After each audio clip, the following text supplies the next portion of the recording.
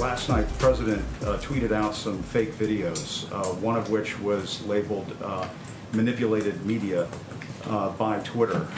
Why is the president sharing fake videos on Twitter about two toddlers who are obviously showing a lot of love for one another? It seems as though he's exploiting children to make some sort of crass political point. Why is he sharing fake videos? He was making a point about CNN specifically. He was making a point that CNN has regularly taken him out of context, that in 2019, CNN misleadingly aired a clip from one viewpoint repeatedly to falsely accuse the Covington boys of being, quote, students in MAGA gear harassing a Native American elder.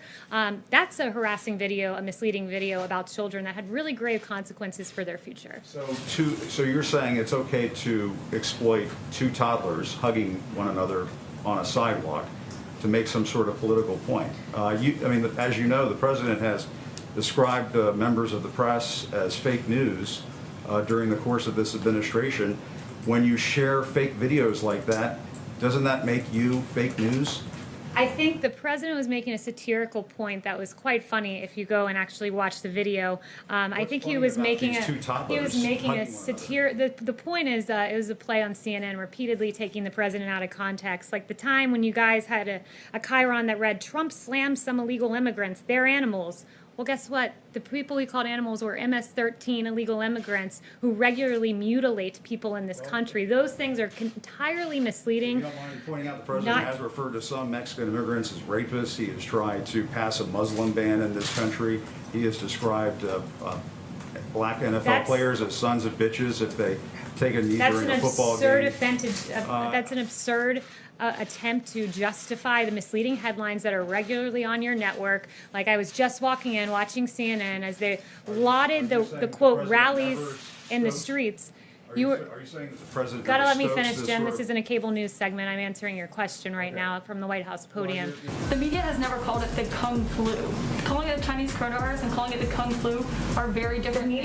The media and your network specifically called it the Kung flu. The media and your network specifically have repeatedly used the term China virus and Wuhan virus, and then gone on to deride the president as somehow using a term that they themselves have never used. So we can go through CNN's history. Kayleigh. I'd be more than happy to go through CNN's history. On February 9th, you guys talked about the Wuhan coronavirus. On January 23rd, you guys talked about the Wuhan coronavirus. On January 22nd, the Wuhan virus. I can write it all out for you and detail it for you in an email. Yes, Kayleigh, there's a national conversation going on right now about the proper place of symbols of the Confederacy, statues, memorials, names, and the president has repeatedly inserted himself into this debate.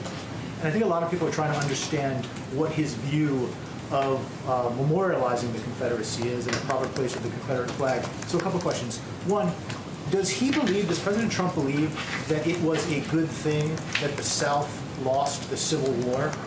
And then two, is he interested in following NASCAR's example and banning the Confederate flag at his own events? Well, your first question is absolutely absurd. He's proud of the United States of America.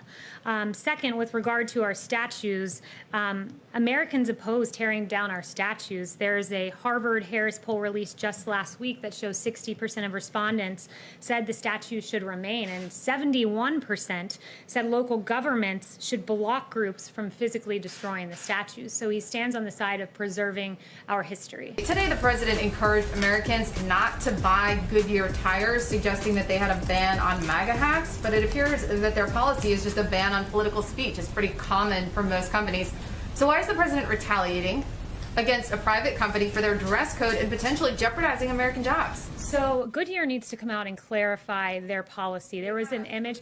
They failed to clarify. Yes, I did see their statements, which still failed to clarify their policy. What happened is there was an image that was put out that showed that certain speech was acceptable, Black Lives Matter insignia, for instance, but what was not allowed was Blue Lives Matter. What was not allowed was MAGA hats.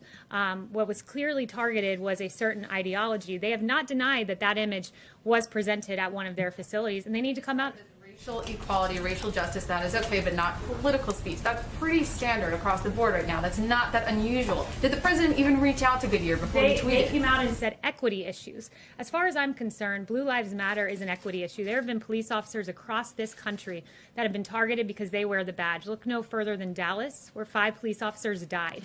So Black Lives Matter, an organization who's in their DC branch said Black Lives Matter means defund the police. One of their presidents in New York said we will burn down the system. We all remember in 2015 the yelling of pigs in a blanket, fry 'em like bacon at a Black Lives Matter rally.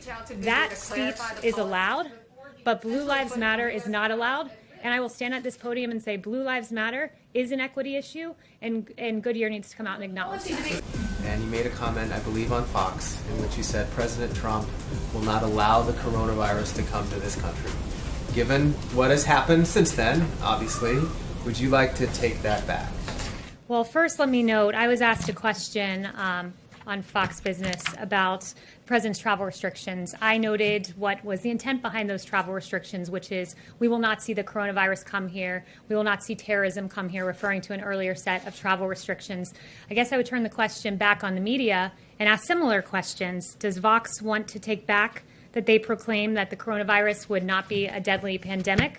Does the Washington Post want to take back that they told Americans to get a grip, the flu is bigger than the coronavirus? Does the Washington Post likewise want to take back that our brains are causing us to exaggerate the threat of the coronavirus?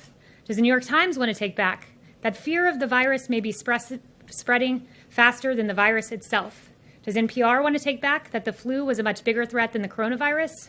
And finally, once again, the Washington Post, would they like to take back that the government should not respond aggressively to the coronavirus? I'll leave you with those questions, and maybe you'll have some answers in a few days. Kayleigh, Kayleigh, we'll Thank you very much. You were prepared for that.